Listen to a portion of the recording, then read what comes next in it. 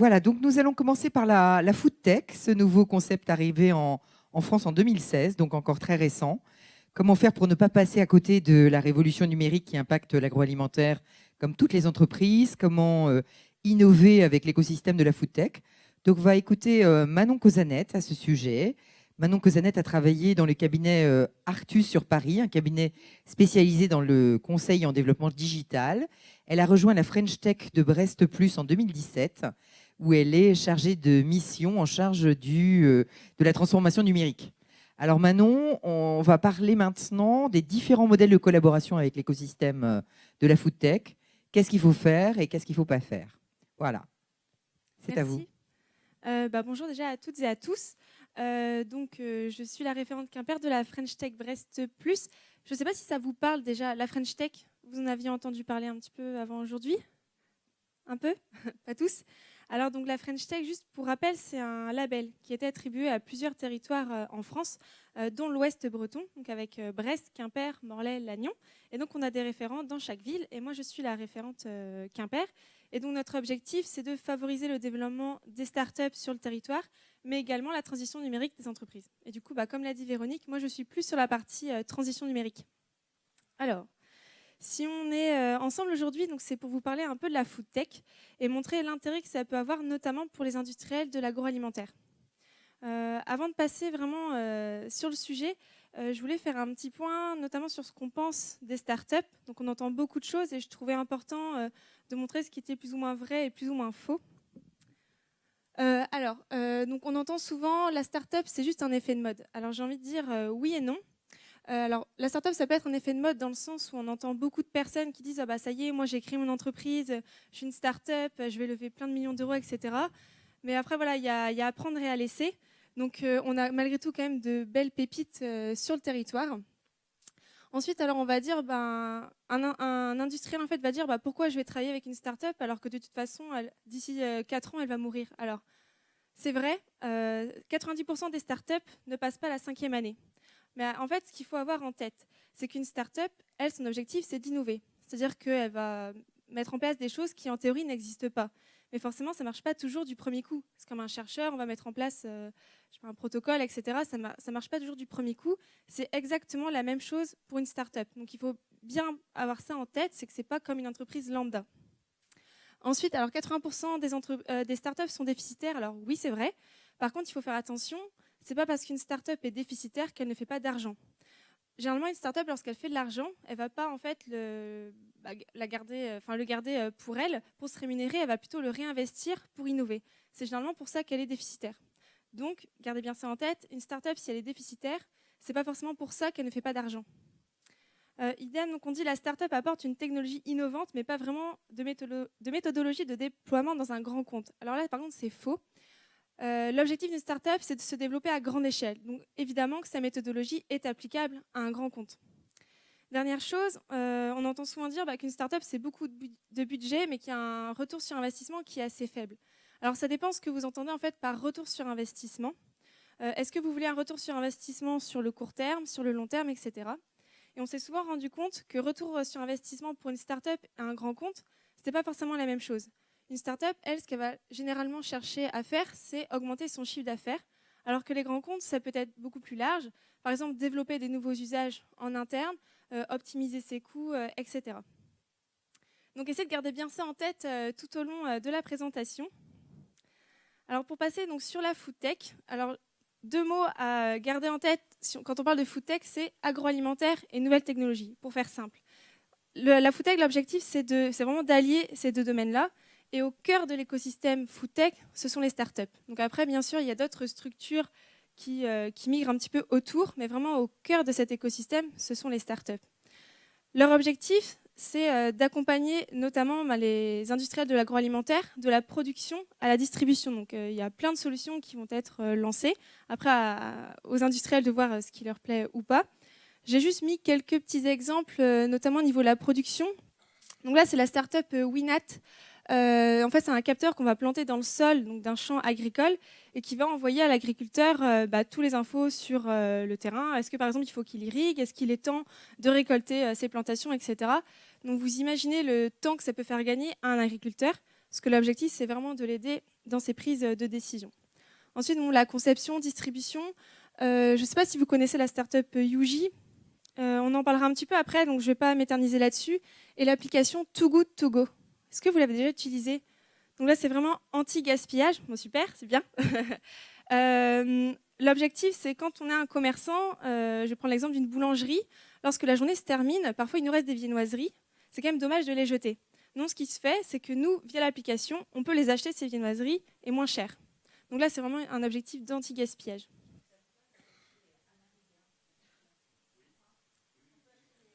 Super, c'est une belle initiative.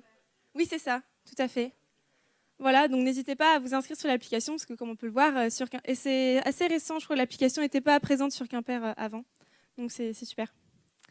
Alors l'émergence de la food tech, donc Véronique l'a dit, hein, c'est très récent. Alors on a eu un peu les prémices en 2013, mais vraiment en 2015-2016, ça s'est développé, donc c'est vraiment très récent. Si la food tech s'est développée, c'est notamment suite à deux phénomènes. Forcément la révolution numérique, je pense que vous en avez tous entendu parler. Là j'ai pris quelques exemples, hein, mais il y en a plein d'autres. TripAdvisor, donc il y a 400 millions de visiteurs uniques par mois, donc c'est assez énorme. Je ne sais pas si vous l'utilisez, cette application, pour évaluer les restaurants. Après, je sais qu'on peut évaluer des hôtels, des choses comme ça. Et cette application peut même d'ailleurs causer beaucoup de tort aux restaurants, parce que lorsqu'on a des mauvais avis, on aura moins tendance à y aller. Donc en fait, aujourd'hui, le consommateur est connecté, et il faut absolument que les industriels aient conscience de ça, parce qu'en fait, on ne va plus forcément s'adresser de la même manière à ce consommateur. Et notamment, Danone l'a bien compris, parce que maintenant, lorsqu'ils veulent développer de nouvelles saveurs, ils vont faire appel à leurs consommateurs en leur demandant « mais vous, quelle saveur vous préférez ?» Je ne sais pas si vous aviez vu passer le vote des régions. Donc en Bretagne, forcément, c'était la saveur caramel beurre salé. Et les consommateurs devaient voter pour la saveur qu'ils préféraient. Et après, c'est eux qui voient s'ils développent ou pas. Donc c'est vraiment très utile, parce que souvent, on se demande « ah, mais le consommateur, qu'est-ce qu'il choisirait ?» Là, pour le coup, on peut directement lui demander. Après, j'ai mis une photo d'Instagram, donc là, avec le phénomène social food. Vous avez peut-être vu des personnes au restaurant prendre en photo leur plat en se disant « mais qu'est-ce qu'ils font ?» En fait, ils le publient juste sur les réseaux sociaux, parce qu'il y a un réel effet de mode sur ça, où on aura tendance à publier son repas juste parce qu'il est beau, ou juste parce qu'on est fier de dire qu'on a mangé une salade, que c'est hyper healthy. Enfin, non, mais c'est vrai, on en voit beaucoup qui le font, et c'est un réel phénomène qui se passe aujourd'hui. Le deuxième aspect, c'est l'évolution des pratiques alimentaires. Donc aujourd'hui, on est vraiment dans un phénomène de personnalisation. Avant, on était plus à se dire là, on a le consommateur dans sa globalité. Et aujourd'hui, notamment les startups, et du coup, forcément, les grands groupes vont plutôt s'attaquer à des communautés. Donc là, j'ai pris l'exemple du sans gluten. Hein. Je pense qu'on entend en tout cas en ce moment beaucoup parler, vegan aussi. Il y a vraiment des communautés qui sont très fortes, et ce sont des personnes qui sont vraiment, des consommateurs qui sont vraiment prêts à dépenser pour respecter en fait ces volontés, quoi. Et donc ces startups-là les startups ont vraiment bien compris qu'il y avait quelque chose à faire. C'est-à-dire qu'aujourd'hui, on se retrouve avec des consommateurs qui ont des besoins. On n'y répond encore pas toujours, donc ils se sont dit tiens, nous on va créer des choses et du coup créer de la valeur avec notre activité. Aujourd'hui, on compte 5000 startups food tech dans le monde, ce qui est très peu. J'ai mis le chiffre là, c'est à peu près 3% des startups, tout domaine confondu. Mais bon, c'est très récent et ça montre justement qu'il y a encore beaucoup de choses à faire et beaucoup d'opportunités à saisir. Alors juste pour que vous compreniez bien, dans la food tech, les startups sont réparties entre 6 domaines d'activité, et vous allez voir que finalement au quotidien, on est tout le temps confronté à de la food tech. Premier exemple, là c'est plutôt au niveau de l'agriculture. Donc avec la robotisation, les drones, etc. Ou comme j'ai montré tout à l'heure, le capteur qu'on met dans le champ, où aujourd'hui, grâce au numérique, on peut faire gagner du temps. Deuxième secteur, là, c'est la food science. Donc là, c'est tous les nouveaux produits. Là, on entend souvent parler des produits aux insectes. En France, c'est pas encore bien développé par rapport à d'autres pays, mais bon, c'est en réelle croissance. Et donc, ces insectes-là, là, c'est un exemple de start-up. Là, c'est à l'apéro, en fait. Et donc ça, c'est la food tech. Food service, alors je ne sais pas si vous connaissez la fourchette. Si, c'est très pratique en fait si on veut réserver dans un restaurant, notamment s'il est tard le soir, vous vous dites tiens, demain j'aurais bien été au restaurant, vous voulez réserver, maintenant vous pouvez le faire. Plus besoin d'attendre que le restaurant ouvre et on passe je sais pas combien de temps au téléphone à attendre qu'ils répondent parce qu'ils sont en plein service. Donc pareil, ça c'est la food tech. La partie média, donc là c'est vraiment apporter des informations, du divertissement au public. Donc là, j'ai pris l'exemple de la startup Nice to Meet You, où là, en fait, on va s'inviter chez les habitants. C'est-à-dire qu'on va mettre une annonce en disant, bah, tiens, moi, ce soir, je fais à manger, venez si vous voulez. Et donc, on peut s'inscrire et c'est plutôt un bon moyen ça, de convivialité, de rencontrer du monde. Par exemple, si vous arrivez dans une nouvelle ville où vous connaissez personne, ça peut être vraiment pratique. Ou si vous êtes en voyage, pas forcément envie d'aller au restaurant tout seul, ça peut être pratique aussi. La partie coaching, donc là, qui rentre bien dans la partie Healthy Life qu'on voit en ce moment, c'est vraiment la gestion de l'alimentation. Il y a beaucoup de plateformes qui se sont développées. Par exemple, si vous avez plus envie de manger par exemple que du sans gluten, ou que vous voulez perdre du poids, vous dites bah voilà, moi je fais tant de sport, j'aime pas ça, etc. Bah, ils vont faire des menus totalement personnalisés et vous vous basez totalement là-dessus en fait pour vos repas. Donc ils vous préparent les recettes, etc. Il y en a même maintenant qui vous font vos courses, donc voilà. Donc pareil, ça c'est la food tech. Un dernier secteur, donc le retail. Donc le e-commerce alimentaire, bon, là j'ai pris un exemple, en plus ils sont là aujourd'hui, Penner Box, donc qui vous fait des box avec que des produits Boton qui peut vous les livrer directement chez vous. Donc moi par exemple quand j'étais sur Paris, j'étais bien contente de recevoir ma box avec un peu de local, un peu de pays dedans. Donc voilà, ouais c'est ça. Voilà, la Bretagne. Hein, en fait. Donc voilà. Alors là vous allez me dire bon bah c'est bien beau, il y a beaucoup de choses, mais concrètement pour l'industriel, quel intérêt quoi. Alors c'est vrai qu'on aura tendance à dire, et ça c'est vrai, c'est que industriel, agroalimentaire et start-up, ils sont opposés. Hein. Les start-up, c'est plus agilité. C'est vrai que du côté industriel, c'est assez long les process de décision, mais bon, c'est normal aussi. Ensuite, les start-up vont développer des technologies, mais il ne faut pas oublier aussi que l'industriel a besoin justement de cette technologie. L'industriel va aussi avoir les moyens financiers que la start-up n'a pas toujours. Et elle veut aussi tester son marché. Donc en fait, ce qu'il faut se dire, c'est plutôt que d'opposer industriel et start-up, là en fait, on va plutôt se dire qu'ils sont complémentaires, ce qui est vrai. Et là, aujourd'hui, l'idée, c'est vraiment de vous donner des exemples qui prouvent que c'est vrai. Alors, juste pour résumer, parce que je pense qu'il y aurait beaucoup de choses à vous présenter aujourd'hui, j'ai mis en avant 5 modèles économiques qui ont déjà été développés entre co-création start-up, food tech et industriel agroalimentaire. Après, à voir ce qui peut intéresser, hein, bien sûr, ça dépend de ce que vous recherchez. Mais voilà, je vais vous les présenter avec quelques exemples pour que ce soit un petit peu plus concret et vous montrer en quoi la co-création entre ces deux types de structures, ça peut vraiment donner de belles choses. Alors le premier, c'est la prise de participation. Donc la prise de participation, je pense que la plupart d'entre vous savez ce que c'est quand on entre dans le capital de la start-up. Donc en fait, on devient un associé de la start-up. Donc là, j'ai pris 2 exemples. C'est Norak Foods, donc là, qui détient les marques Dona, Crêpes Waouh, etc. et Danone. Alors, la différence entre les deux, c'est que Norak Foods, lui, a fait une prise de participation majoritaire, c'est-à-dire qu'il a acheté plus de 50% d'une start-up. Alors, c'est vrai que nous, on aura tendance à dire à la start-up, fais attention, parce que du coup, elle est minoritaire, si vous voulez. Donc après, la prise de décision, finalement, c'est un peu l'industriel qui la prend, mais après, voilà, c'est des choix qu'on peut bien sûr respecter. Et en fait, Cook Angels, c'est une start-up qui peut livrer chez vous tout ce qu'il faut pour que vous puissiez préparer un repas. Les légumes, tous les ingrédients et même les légumes sont prédécoupés en fait. C'est-à-dire que vous n'avez plus qu'en fait à mettre à chauffer et préparer quoi. Et donc l'objectif de Norak Foods pour se rapprocher de cette start-up, c'est déjà qu'elle fonctionnait très bien. Elle avait un taux de croissance qui était à 200%, un taux de fidélité de 70%, donc c'était quand même de beaux chiffres. Et en fait, eux, ce qu'ils veulent, c'est déjà, ils voulaient mettre un pied dans la food tech, parce qu'ils n'étaient pas encore présents.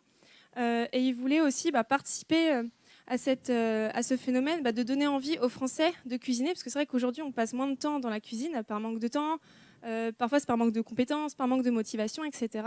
Et eux, ils ont réellement un intérêt en fait, derrière à faire en sorte qu'on reste le plus longtemps possible dans sa cuisine. Donc c'est vraiment pour ça qu'ils se sont liés à cette start-up.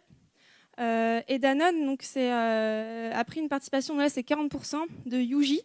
Donc Yuji en fait c'est une start-up qui propose de la purée pour enfants, donc sous forme de palais, c'est-à-dire qu'un palais c'est une quantité. Comme ça au moins ça permet déjà de savoir ce qu'on donne. Et ils ont mis en place tout un procédé de fabrication avec de la surgélation, cuisson, etc., qui permet de garder toutes les valeurs nutritives en fait, des produits. Donc c'est vraiment des produits sains, etc. Donc l'avantage pour Danone, c'est d'apporter une gamme complémentaire à Blédina. c'est ceux qui détiennent cette marque-là. Donc c'est vraiment pour ça qu'ils voulaient investir dans la start-up. Après, du côté start-up, l'avantage pour eux, forcément, c'est de bénéficier de toute l'expertise des industriels agroalimentaires. Parce que comme j'ai dit tout à l'heure, les start-up, elles veulent vendre à grande échelle, en fait. Donc forcément, elles auront besoin à un moment donné de connaître tout ce qui est logistique, tout ce qui est process industriel, etc. Et donc c'est vraiment pour ça qu'elles veulent bénéficier de tout ça, parce que ce sont des grands groupes qui ont une expertise importante. Donc voilà, juste pour le premier. Après, on pourra revenir peut-être pour des questions, si vous en avez après. Le deuxième, donc là, je parle d'un incubateur. Alors, un incubateur, c'est en fait un endroit où on va héberger les startups. C'est-à-dire qu'il y a des grands groupes qui ont créé des incubateurs et donc qui accueillent des startups et qui vont pouvoir après leur proposer soit du coaching, ça peut être aussi des aides financières, etc. Donc là, j'ai pris 2 exemples, donc PepsiCo et le marché de Rungis. Donc, ils ont tous les deux en fait créé un incubateur. PepsiCo, donc eux, c'est un programme, j'arrive jamais à me le rappeler. Nutrition Greenhouse, oui c'est ça. Nutrition Greenhouse, donc c'est vraiment dans l'objectif de mieux manger. Et en fait, ils accueillent des startups qui essayent de trouver des solutions, des produits, etc. pour justement faire en sorte que les consommateurs comme nous mangent mieux, mangent plus sain, etc. Marché de Rungis, exactement la même chose. Alors juste, il faut faire attention, c'est que lorsqu'un industriel se dit tiens, moi je vais créer un incubateur, c'est bien. Par contre, ça demande aussi du temps humain et matériel, c'est-à-dire qu'il faut mettre à disposition du matériel pour que la startup s'y sente bien et puisse se développer, c'est l'objectif, mais aussi une équipe. C'est-à-dire qu'une startup, si elle vient dans un incubateur, c'est pas juste pour venir travailler, c'est pas juste un espace de coworking et encore non, un espace de coworking, on peut échanger avec des personnes, mais elles sont pas là, c'est pas un bureau en fait. Elles sont là pour bénéficier de l'expertise des salariés en fait du grand groupe. Donc ça demande réellement de mettre en place toute une équipe qui va pouvoir répondre aux questions. Et elles vont travailler sur le marché, sur le produit, en disant est-ce que comme ça c'est bien, est-ce qu'il ne faudrait pas mieux faire autrement, etc. Donc voilà, donc ça c'est pour l'incubateur. Ensuite, pour le troisième, on n'est plus sur des partenariats. Donc en fait, là c'est un grand groupe qui veut bénéficier de l'expertise d'une start-up en se disant tiens, on va travailler ensemble. J'ai pris 2 exemples, donc Fleury Michon et Carrefour. Alors, je ne sais pas si vous connaissez Ulule, donc c'est une plateforme de financement participatif, c'est-à-dire que ce sont des gens comme vous et moi qui finançons des projets qui nous plaisent. Et donc, en fait, entre Fleury Michon et Ulule, ils ont créé une plateforme en fait, où des personnes peuvent déposer des idées de projets. Donc, pareil, là, c'est toujours dans un objectif de mieux manger. C'est vraiment la tendance en ce moment. Et en fait, quand une personne met 1 euro dans un projet, Fleury Michon met également 1 euro. Donc son objectif, c'est de doubler la contribution de la personne. Par contre, ils ne donnent pas plus de 3 000 euros par projet. Et en tout, ils ont un budget de 150 000 euros en tout. Et en fait, c'est assez intéressant leur vision parce qu'ils se sont dit, si les consommateurs sont prêts à mettre de l'argent dans un projet, c'est que forcément ça intéresse et qu'il y a quelque chose à faire. Et ils se sont dit, tiens, on va donner un coup de pouce à ces startups-là. Et en plus, l'avantage, c'est que là, pour le coup, ils voient directement à la racine les projets qui peuvent se développer. Et après, pourquoi pas leur dire, si ça fonctionne bien, peut-être une prise de participation. En fait, ils sont vraiment au cœur de l'innovation. Et je ne l'ai pas précisé, c'est la même chose pour l'incubateur. Ce sont des porteurs de projets. Et puis après, c'est là qu'on voit directement ce qui prend, ce qui ne prend pas. Et ça permet aussi d'avoir une idée un petit peu de ce qui se passe en ce moment. Parce que c'est vrai que ce n'est pas toujours évident quand on est pris dans ses missions, etc., de voir où en est le consommateur aujourd'hui. Et au moins, on voit les nouvelles idées. Ça permet de toute façon toujours de s'acculturer. Et concernant Carrefour, donc eux, en fait, ils ont mis en place une plateforme avec Phoenix. Donc, c'est dans un but anti-gaspillage. Et en fait, Phoenix récupère les invendus et les donne à des associations caritatives. Et ils ont bien joué un peu leur coup, à Carrefour, parce que ce qu'ils ont fait, c'est que Phoenix s'est implanté dans leur magasin formation, en fait, là où ils forment les salariés. Et donc, c'est pas mal parce que du coup, les salariés voient cette start-up-là et sont conscients que leur entreprise cherche à innover. Et ce qu'il ne faut pas oublier, c'est que les salariés, ce sont les premiers ambassadeurs de l'entreprise. Et donc, si vous voulez que votre entreprise soit innovante, il faut mobiliser vos salariés. Et je trouve que c'est un bon moyen, en fait, de leur inculquer tout ça. Il y a d'ailleurs des vidéos où on voit la responsable de la Fondation Carrefour et le créateur de Phoenix qui montrent à quel point ça a été très gagnant-gagnant parce que Phoenix a pu bénéficier de tous les process et toute la méthodologie Carrefour et toute la force de frappe. Et à l'inverse, eux ont pu bénéficier de quelque chose qui était totalement innovant pour eux. Ouais. Et là, ils sont présents dans 35 magasins et donc ça va augmenter. Là, ils vont être présents un peu partout. Et là, aujourd'hui, ils sont que sur les produits invendus. Et là, ils sont en train de voir si on pourrait pas faire la même chose, mais plutôt sur les produits périmés pour pouvoir, par exemple, les mettre en compost ou des choses comme ça. Donc, ils sont vraiment en train d'élargir leur gamme. Le quatrième modèle, donc là, c'est plus le coaching. Avec Toaster Lab et le concours Even Up. Donc, je sais qu'on vous parlera du concours Even Up juste après, donc je n'en dirai pas grand-chose parce que je pense que l'autre personne sera mieux placée que moi. Donc, Toaster Lab, en fait, c'est le groupe Vitagora, donc qui a un pôle de compétitivité agroalimentaire et qui notamment est composé de 60 grands groupes, dont Nestlé. Et en fait, là, ils reçoivent pareil donc des startups qui vont pouvoir être coachés, notamment par ces grands groupes. Donc là, le mentoring, c'est vraiment quelque chose qui se fait bien, notamment avec les startups, mais qui se fait aussi en interne. Je ne sais pas si vous en avez beaucoup entendu parler, mais entre, par exemple, anciens, nouveaux, jeunes arrivés, etc. Donc c'est vraiment quelque chose qui fonctionne très bien. Et pareil, c'est toujours dans l'objectif de bénéficier des expertises, tout en permettant aux industriels d'être conscients de ce qui se passe sur le marché et de pouvoir récupérer les pépites qu'ils croisent. Sinon, il y a aussi donc, le concours. Donc là, c'est aussi un autre moyen. En fait, il faut se rendre compte qu'il y a plein de choses qui existent pour collaborer et co-créer avec des startups. Après, c'est à vous de voir, c'est aux industriels de voir ce qui peut leur correspondre aussi. Mais voilà, un concours, ça peut être aussi un bon moyen d'attirer de beaux projets. Donc là, le concours est ouvert notamment donc, aux porteurs de projets, aux startups, mais il est également ouvert aux collaborateurs de l'entreprise Even. Donc c'est là que ça m'amène au cinquième modèle, l'intrapreneuriat. Parce que c'est vrai, comme j'ai dit tout à l'heure, les salariés sont les premiers ambassadeurs de l'entreprise et ils sont sur le terrain, c'est-à-dire que c'est eux qui voient concrètement ce qui se passe. Et c'est toujours intéressant de prendre leur avis et de se dire, voilà, aujourd'hui, qu'est-ce qui fonctionne pas. Et j'ai pris l'exemple de deux groupes qui ont décidé de laisser la parole à leurs salariés. Donc il y a beaucoup de plateformes aujourd'hui d'innovation participative qui permettent justement aux salariés de mettre en place des projets. Donc InVivo le fait. Les salariés proposent des projets et après ça remonte. Après il y a des choix, etc. Et certains sont mis en place. Le groupe Poult, lui, l'a mis en place, mais il y a longtemps. Donc j'ai pris cet exemple parce que je le trouvais vraiment intéressant. Donc c'était en 2007, donc ça commence à remonter. Mais je trouve que c'est la façon dont ils ont mis en place la chose, c'est que donc à ce moment-là, ils rencontraient donc de grosses difficultés économiques. Et donc, ils étaient en train de se dire, voilà, on va mettre en place un plan social, ça ne va pas être simple. Et avant ça, ils se sont dit, avant, on va essayer de prendre un peu notre destin en main, en interne, et on va dire à nos salariés, voilà, aujourd'hui, concrètement, c'est compliqué. Donc là, maintenant, qu'est-ce qu'on peut faire? Et en fait, ils ont laissé la parole aux salariés. Et je trouvais ça intéressant de vous en parler aujourd'hui, parce que voilà, on est tous pas forcément à l'abri de ce genre de situation. Et je trouve ça bien d'avoir mis justement le salarié au cœur de ces difficultés-là et de lui avoir dit, voilà, aujourd'hui, vous êtes membre de cette entreprise-là. Si vous voulez, si vous avez envie de nous aider à la sauver, vous êtes les bienvenus. Donc en fait, ils leur ont laissé libre choix dans tout ce qu'ils faisaient. La seule chose, c'est qu'ils étaient obligés de travailler en équipe et qu'ils devaient juste informer leur hiérarchie quand même de ce qu'ils faisaient. C'est quand même mieux.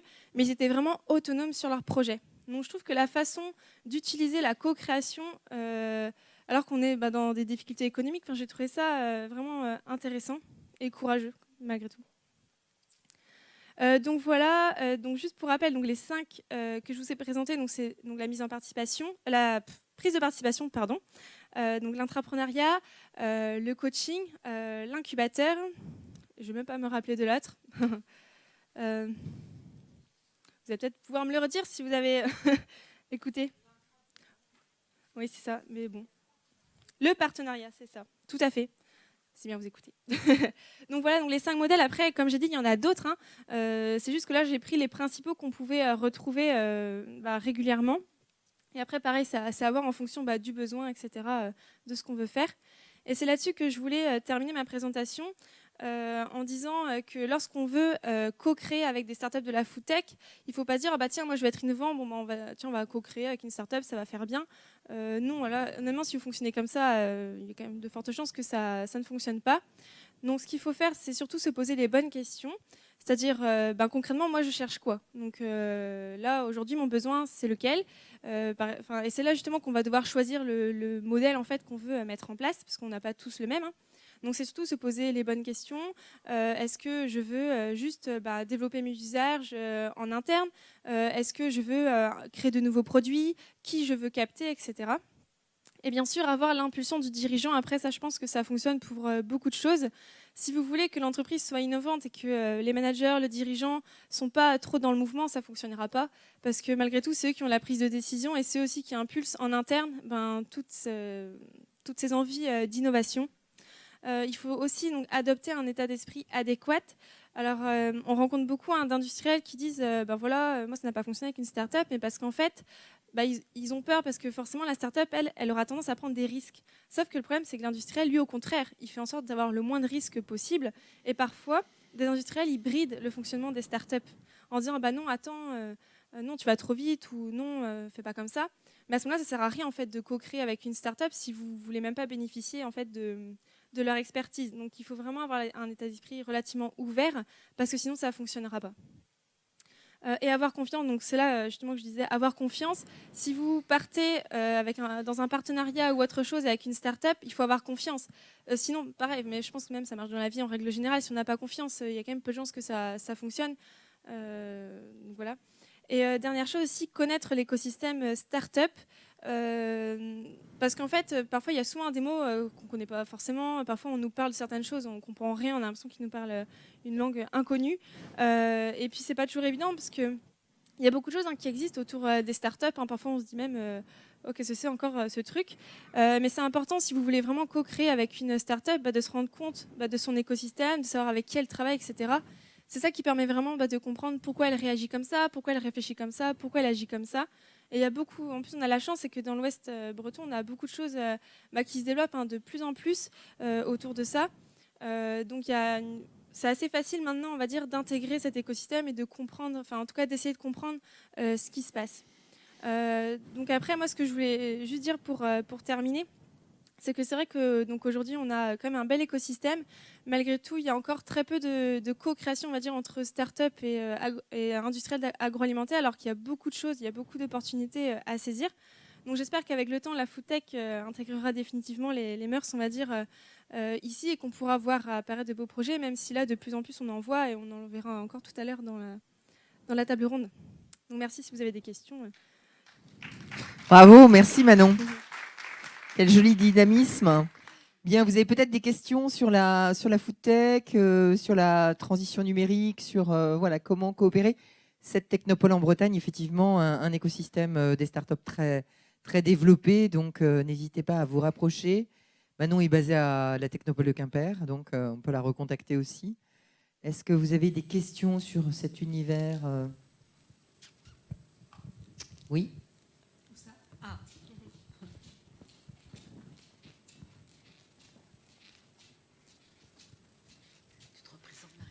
Je suis toujours curieuse, c'est toujours Marianne de l'agence SO. Je voulais savoir quel était votre rôle justement, comment est-ce que vous faites, vous, dans votre rôle au quotidien, pour favoriser justement ce que vous dites qui manque, ce lien entre industriel, agroalimentaire, et Dieu sait qu'on en a dans la région, et porteurs de projets. Comment vous faites pour que ça se concrétise, les partenariats comme ça ? Alors nous, dans la French Tech, en fait, on fait beaucoup d'actions, mais des actions collectives, c'est-à-dire qu'on ne va pas faire d'actions individuelles. Ça, c'est plus mes collègues de la Technopole. Donc nous, ce qu'on a fait notamment en juin 2017, on appelle ça un ticket to pitch. En fait, c'est un format d'événement qu'on a, où en fait, on fait venir des entreprises, donc on appelle ça ETI, donc entreprises de taille intermédiaire, et on les fait rencontrer des startups. Et donc on a fait un ticket to pitch spécial agroalimentaire en juin 2017, où l'objectif, c'est qu'on rencontre les ETI. On leur dit, voilà, aujourd'hui, vos besoins, vous en êtes où ? Et après, on leur dit, au fait, vous savez, il y a telle et telle start-up qui sont dans ces domaines-là. Et en fait, on les fait se rencontrer. Et en fait, on essaye de casser la barrière qui peut exister. C'est-à-dire qu'on est une start-up, on veut atteindre notamment les dirigeants, parce que ce sont eux qui prennent les décisions. Donc, on essaie justement de casser cette barrière-là. Et on fait venir les dirigeants, en tout cas les personnes qui ont les prises de décision. Et on les fait rencontrer les start-up. Et on espère à chaque fois qu'il y ait des collaborations. Je vous avoue que j'en ai pas en tête sur l'agroalimentaire. Il y a eu un week-end à Saint-Brieuc aussi, où justement c'était les startups. Ouais. Là, moi, je prenais juste mon cas en tant que French Tech Brest Plus, mais il y a eu Go Innovation cette année. Voilà, cette année. La date. Là, sur Saint-Brieuc, il y a notamment la tourisme numérique. Et à bientôt, Saint-Brieuc, en fait, les pareil. startups étaient amenées à côtoyer le grand public, mais elles Oui. étaient aussi amenées à côtoyer des grands La veille, groupes ouais. et à pitcher devant des grands groupes. En fait, c'était un événement au Ouais, c'est Carré ça. Rosengart qui Voilà. était hyper Et là, intéressant, c'était où il y tout avait secteur, énormément si de je me trompe monde. pas. C'était tout secteur. Là, Ouais. nous, on avait fait un spécial agroalimentaire, mais là, on vient d'en faire un là, sur un des ferries, la Brittany Ferries, là, le 28 septembre, la semaine dernière. Et là, pareil, c'est tout secteur confondu. Donc, on avait le FC Lorient, on avait Cadieux, on avait Empreinte, on avait un peu de tout. Et là, bientôt, il y a tourisme numérique. Donc là, ce sera pareil, des rendez-vous entre ETI et start-up, mais spécialisés dans le tourisme.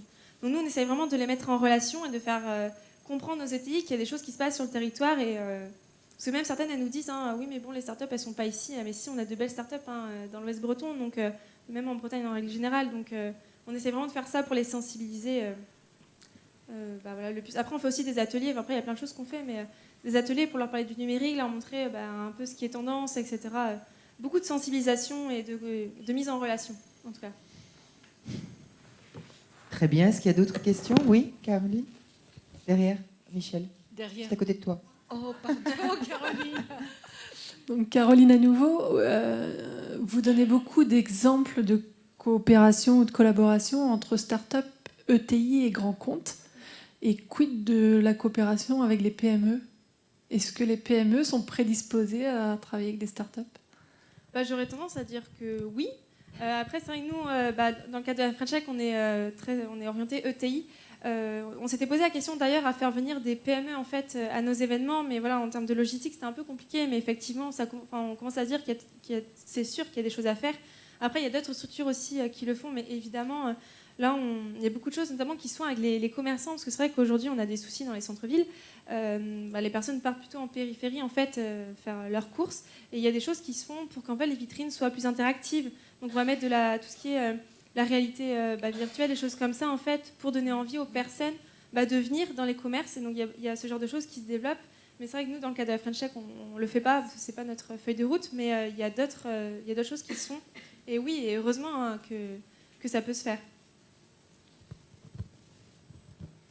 Est-ce qu'il y a d'autres questions sur l'écosystème, co-innover avec l'écosystème de la food tech, avec les startups, avec l'univers des startups, de s'en rapprocher? Oui. Moi, je travaille avec une start-up Bon Appétit Foodies qui démarre et qui, voilà, à l'occasion de... Et qui fait quoi? Ah oui, je suis boulanger pâtissier à Quimper. D'accord. Voilà, petite entreprise. Et alors, la start-up fait quoi en fait? Elle veut faire une application mobile pour faire découvrir les produits dans chaque ville. C'est surtout urbain, aux touristes étrangers. Voilà, c'est ça l'objectif. Donc c'est un ingénieur agronome qui contacte des entreprises pour travailler avec lui pour monter ce projet en fait d'application. Et donc c'est traduit dans plusieurs langues? Oui, là pour l'instant il est au pré. En fait, il fait le tour de France à vélo. D'accord. Donc il met en place son projet et puis il va chercher des fonds donc à la fin de l'année pour développer sa start-up. Et comment vous l'avez rencontré? C'est lui qui est venu, en fait. En fait, c'est par l'intermédiaire d'une école agro-paritech, en fait, par le regroupement des élèves. D'accord. J'ai une nièce qui était à l'école, dans cette école, et donc il m'a fait rencontrer, et voilà. Voilà, donc tous les moyens sont bons pour rencontrer des startups. Voilà. On peut utiliser son réseau familial aussi. Ouais. Bon, super, merci beaucoup pour ce témoignage. Est-ce qu'il y a peut-être d'autres témoignages aussi où vous pouvez parler de rapprochement avec des startups ou de co-création ou de partenariat Non. Bien. En tout cas, on peut applaudir Manon. Et puis, on va passer à la... J'ai demandé à